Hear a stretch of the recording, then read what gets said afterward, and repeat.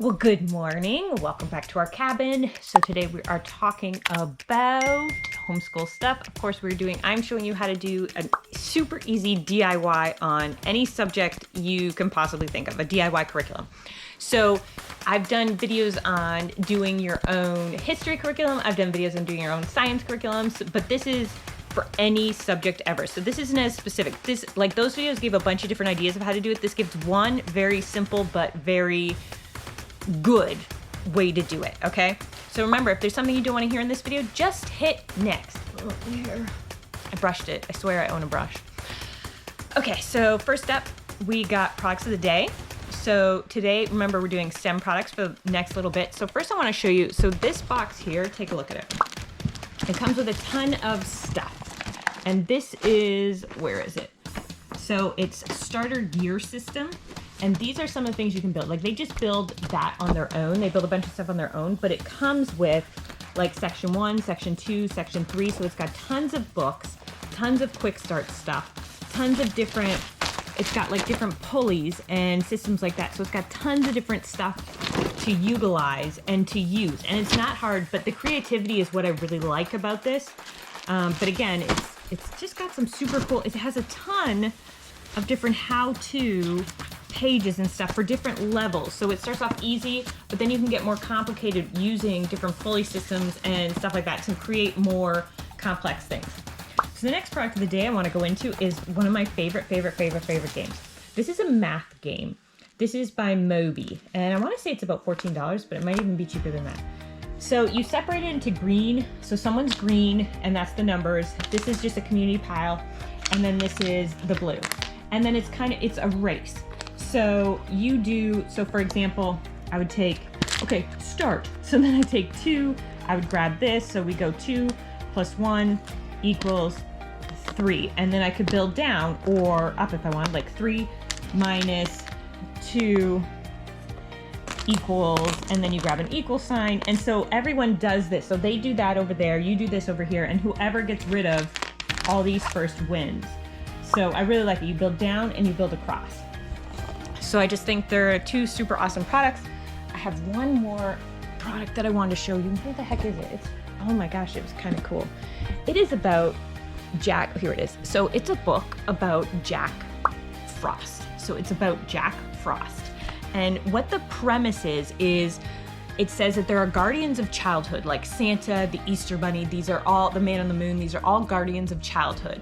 But there's only one guardian that is still a child himself, and that is Jack Frost. And so this is his story. So that concept is very intriguing to me, and I love the artwork in it. And it's a picture book, but of course, it's not for little kids. Like it's not for, say, 5-year-olds, I don't think. I like my 7-year-old seemed to, think it was interesting enough. But so you can go all the way up to older kids is what I'm saying. I'm saying though, like your 3-year-old's probably not gonna be like, hey, this is a great story. Okay, so your free item of the day, let's do free item of the day is to summarize a topic of whatever you've learned. Try doing either a graffiti wall, so put up some butcher paper, or a graffiti page. So on those things you can have phrases, concepts, diagrams, icons, words. So really you can do this, it's kind of like a report, I guess.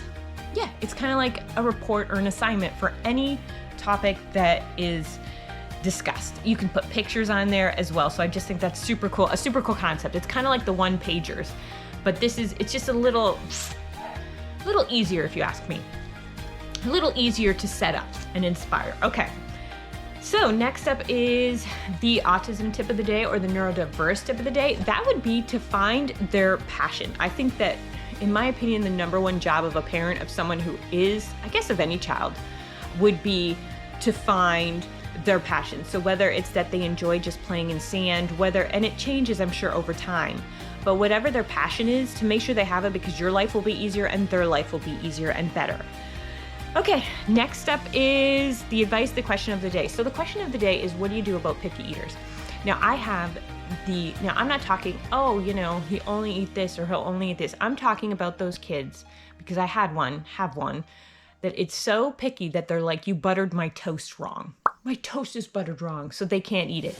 Or, like we're talking like at 3 years old that you put food in front of them and they're screaming because it's not done correctly, or it's not, like they have these imaginary things that you have done wrong. So what do you do? What do you do? This is what you do. This is based on the book, The Powerful Child, that I read, where he didn't actually talk about this, but I just took some of his advice and I took some of his ideas, I guess you could say, and I decided to apply it to this. So I would take, I think someone's at my door. Hold on. Is someone at the door? Hi, are you at the door?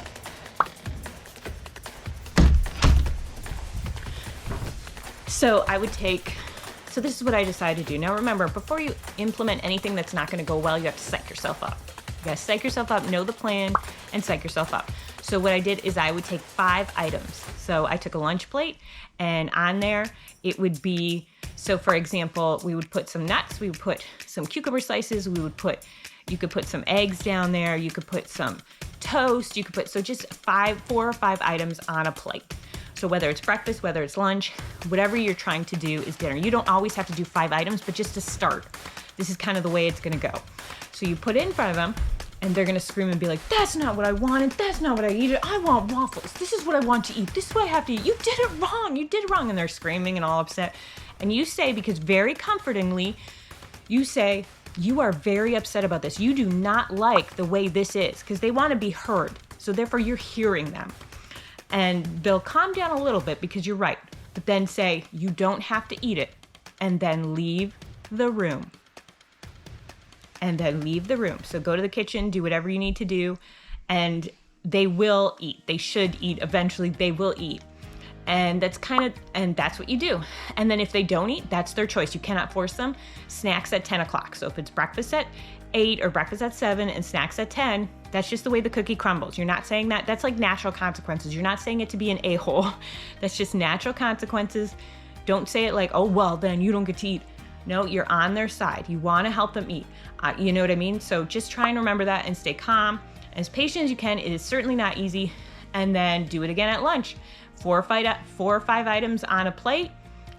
And listen to them scream and rant about how wrong it is, how you did it incorrectly. And then tell them, I hear you. You do not like that. You do not like the way this is buttered. You do not want to eat this.